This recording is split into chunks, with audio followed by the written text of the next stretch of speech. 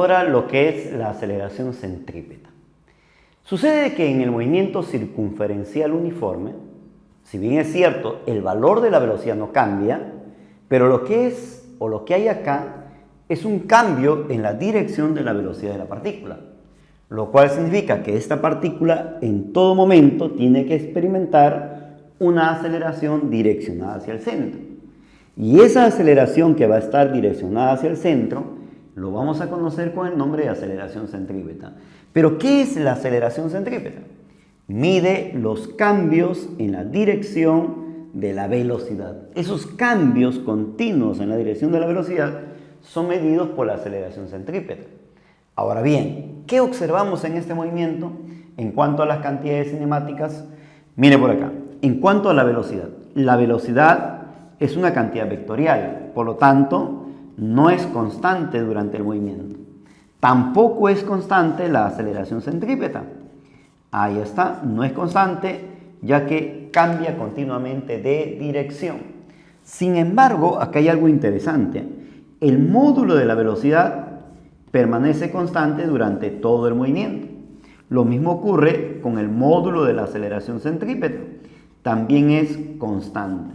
Ojo, que al módulo de la velocidad usted conoce con el nombre de rapidez, y la rapidez se mantiene constante. Pero ocurre que esta aceleración centrípeta, su valor depende exclusivamente de la velocidad, del valor de la velocidad. En ese sentido, lo que vamos a ver por acá es la forma vectorial de poder calcular la aceleración centrípeta. Para esto vamos a recrear el movimiento de una partícula en la trayectoria circunferencial. Como vemos, por acá está el centro de curvatura, donde hemos ubicado la velocidad angular. Este vector que une desde el centro a la partícula le llamamos con el nombre de vector posición. Este es mi vector posición R. Sin embargo, la aceleración que él experimenta va a estar orientado justo hacia el centro de curvatura. Y esta aceleración centrípeta, mira cómo se va a calcular. La aceleración centrípeta se va a determinar como la velocidad angular producto de la velocidad. O también como menos la rapidez angular elevado al cuadrado multiplicado por el radio vector R. ¿Y por qué lleva el signo negativo? Porque la aceleración centrípeta es contrario al vector posición en ese instante. Entonces, de esta forma voy a determinar la llamada aceleración centrípeta. Pero resulta donde la rapidez tangencial se calcula como omega por el radio, el módulo del vector posición, ¿verdad? Muy bien, entonces, si esto reemplazamos, mira lo que voy a obtener. Se obtiene, acá está, miren lo que vamos a obtener. Se obtiene, ¿qué es lo que vamos a obtener? Que el módulo de la aceleración centrípeta se va a calcular como la rapidez elevado entre en radio, o también la rapidez angular multiplicado por el radio. Entonces, así también voy a calcular el módulo de la aceleración centrípeta. Veamos un ejemplo donde me piden calcular, en este problema, me piden determinar cuánto vale la rapidez a secas, Cuando a mí me dicen rapidez a secas, se refiere a la rapidez tangencial o al módulo de la velocidad tangencial. Y además nos piden calcular el módulo de la aceleración centrípeta. Vamos a averiguarlo por acá. Acá una partícula describiendo una trayectoria cónica, una forma de cono, su trayectoria es circular de la partícula, pero se forma una especie de cono, con la cuerda que presenta una longitud de 1 metro. A partir de la longitud de la cuerda, yo voy a poder calcular el radio de curvatura descrita en la circunferencia por la partícula. Este es el centro, por lo tanto esto de acá será el radio. Pero ¿cuánto vale el radio, por favor? Ese radio, si este es 1, el de acá será 1 seno de 37. Entonces lo vamos a poner, pero seno de 37 es 3 quintos. 3 quintos por 1, 3 entre 5 sería 0,6 metros. O sea, quiere decir que si él vale 1, el de acá sería 0,6. Ya tengo el radio de curvatura. Lo primero que me piden determinar acá es la rapidez. La rapidez se va a calcular como la rapidez angular producto del radio, pero nos dice que la partícula está girando con una rapidez angular de 5 radianes por segundo. Acá está, esta es la rapidez angular de 5. Voy a proceder a reemplazar. Sería 5 multiplicado por el radio, que vale 0,6. Y esto me va a salir 3 metros por segundo. Muy bien, ahora quiero la llamada aceleración centrípeta. Pero esta aceleración centrípeta se va a calcular como la rapidez angular elevado multiplicado por el radio. Nuevamente por acá, esto vale 5. Ahí está, la rapidez angular 5 elevado mentalmente a 5 elevado sería 25 y en radio 0,6. 25 por 0,6 y eso me va a dar 15 metros por segundo al cuadrado. ¿Qué sucede cuando tenemos dos discos concéntricos? Al presentar dos discos concéntricos, lo que van a presentar en común es la misma rapidez angular. Es decir, si a él le llamo el disco A y a él le llamo el disco B, lo que se va a cumplir es que la rapidez angular de A va a ser igual a la rapidez angular de B. ¿Qué más? Si nosotros deseamos relacionar las velocidades tangenciales de cada disco, vamos a colocarlo por acá. Esto sería la rapidez tangencial del disco A y esto sería la rapidez tangencial del disco B. Oye, pero ¿cómo yo determino la rapidez tangencial? Donde decimos por acá, esta rapidez tangencial se calcula como la rapidez angular multiplicado por el radio. Como presentan la misma rapidez angular, lo voy a mandar a dividir.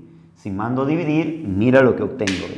Lo que voy a obtener es que la rapidez de A dividido con el radio de A va a ser igual a la rapidez de B dividido con el radio de B. En pocas palabras, cuando tengo dos discos concéntricos, la rapidez es proporcional a su radio. En ese sentido, veamos qué es lo que sucede en un disco. Oye, esto es la periferia del disco, o sea, el borde. El borde se le conoce con el nombre de periferia. Voy a ubicar dos puntos en común dentro del disco. Acá está un punto en la periferia y otro punto en punto interior del disco. Pero esto está girando con una determinada velocidad angular. Acá hay algo interesante que se va a cumplir. Acá este punto tendrá una velocidad y este punto tendrá otra velocidad. Pero la rapidez de este punto y este punto van a ser proporcionales a sus radios de curvatura. Radio de curvatura quiere decir que este punto está describiendo en su interior una circunferencia. Y este punto, que es el punto de la periferia, también describe una circunferencia. En ese sentido, cada puntito va a presentar rapideces tangenciales, los cuales van a ser proporcionales a sus radios. Esto es la rapidez del borde de la periferia y esto es el punto A, un punto interior, la rapidez en el punto A. De acá para acá hay un radio y de acá para acá otro radio a la periferia. Entonces, ¿qué se va a cumplir? Una relación de proporciones. Es decir, la rapidez de A es al radio de A, de acá para acá su radio, como la rapidez de B del punto P de la periferia es a su radio total R. Es decir, se cumple la proporcionalidad. ¿Entre quién? Entre la rapidez tangencial y el radio de curvatura. Veamos qué ocurre cuando tenemos dos discos tangenciales o unidos por una faja. ¿Qué en común tienen? Vamos a averiguarlo por acá. Lo que estamos apreciando es que cada disco va a girar con una determinada rapidez angular. Sin embargo, como están unidos por una faja, oye, este punto del borde del disco tendrá una cierta rapidez, que le voy a llamar la rapidez 1. Al girar este borde tendrá otra nueva rapidez, que le voy a llamar la rapidez número 2. Al tratarse de discos unidos por una faja, lo cual permite que estén tangenciales, entonces se va a cumplir que la rapidez de 1 va a ser igual a la rapidez de 2. Esto es muy importante en la resolución de problemas, pero esta rapidez se calcula como la rapidez angular, radio de 1, rapidez angular de 2, radio de 2. Y lo mismo va a ocurrir cuando los discos están en forma tangencial. Por acá, ¿ven? Al estar en forma tangencial, se va a cumplir que la rapidez de 1 y la rapidez tangencial del disco 2 van a ser iguales. ¿Y qué se cumple además?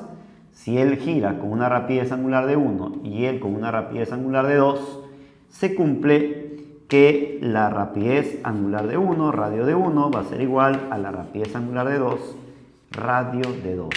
O sea, esto por ser discos tangenciales. Veamos a continuación un ejemplo. Esto está girando y al girar, ¿qué va a ocurrir? Acá se va a desenrollar la cuerda y al girar por acá, esta cuerda se va a enrollar. Miren, observen, se empieza a enrollar y él empieza a subir. Es decir, si nosotros hablamos de dos discos concéntricos, tienen la misma rapidez angular. Entonces, lo que comparten ambos es la misma rapidez angular.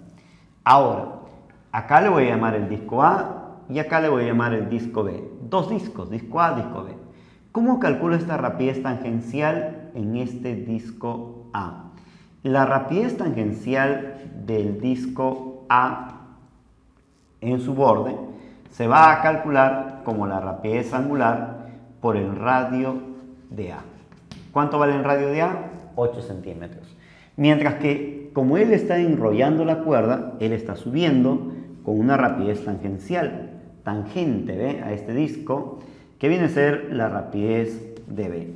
Pero ¿cómo calculo la rapidez tangencial en ese punto B? Pues, del borde de este disco, ¿verdad? Será la rapidez angular por el radio de B. Ya tengo las rapideces tangenciales de cada disco, lo cual significa que va a ser igual a la rapidez con la cual baja el bloque o sube este bloque. ¿Pero qué nos dicen? Nos piden calcular la rapidez angular para que los bloques se crucen en 6 segundos. Para que los bloques se crucen, debe haber un tiempo, el llamado tiempo de encuentro. ¿Cómo se calcula ese tiempo de encuentro? ¿Me vas a ayudar? Ese tiempo de encuentro se calcula como la distancia entre la suma de rapideces. Ahí lo estamos colocando, ¿eh? Suma de rapideces. Te voy a preguntar acá. ¿Qué te parece si reemplazamos los datos? El tiempo de encuentro dice que vale 6. La distancia de separación vale 240. Ahí lo tenemos. Dividido con la rapidez de A más rapidez de B. Pero la rapidez de A es rapidez angular, radio de A.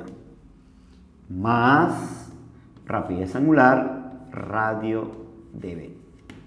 Estoy reemplazando la rapidez de A y la rapidez de B. Rapidez de A y rapidez de B. ¿Qué te parece si hacemos lo siguiente? Este radio de A vale 8 y este radio de B vale 12. Tengo que sumar, ¿no? 8 más 12 sería 20. 20 veces velocidad angular. Oye, ¿qué te parece si esa velocidad angular sube? Ya subió. Y este 6 lo mando a dividir. ¿Sí o no? Sería 240. Abajo, ¿cuánto era la suma? 20. ¿Y qué ocurrió con el 6? Lo mandé a dividir. Ahí está. ¿Y cuánto me sale esa división? Acá abajo sale 120, divido y me sale 2 radianes por segundo.